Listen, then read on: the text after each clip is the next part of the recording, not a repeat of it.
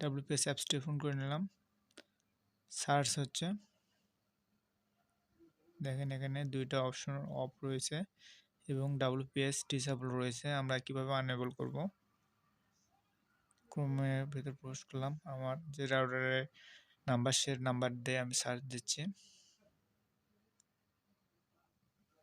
আপনারা সার্চ দিয়ে নেবেন।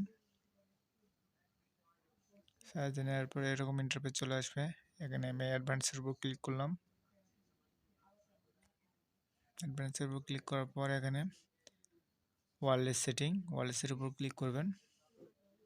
ওয়্যারলেসের উপর সেট করার পর WPS সেটিংয়ের উপর ক্লিক করবেন।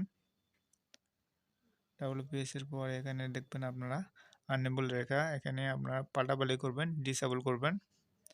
আমি করে নিচ্ছি।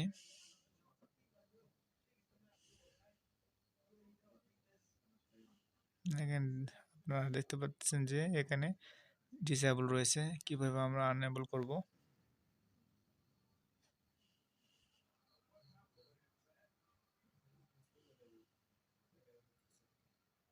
আমি ডেস্কটপ সাইডে করে নিচ্ছি।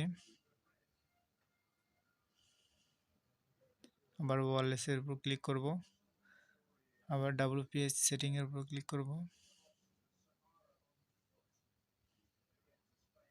এখানে আমরা সেভ দিয়ে দেব। সেভ দিয়ে দিলে আমাদের অলরেডি অপশনটা সেভ হয়ে যাবে।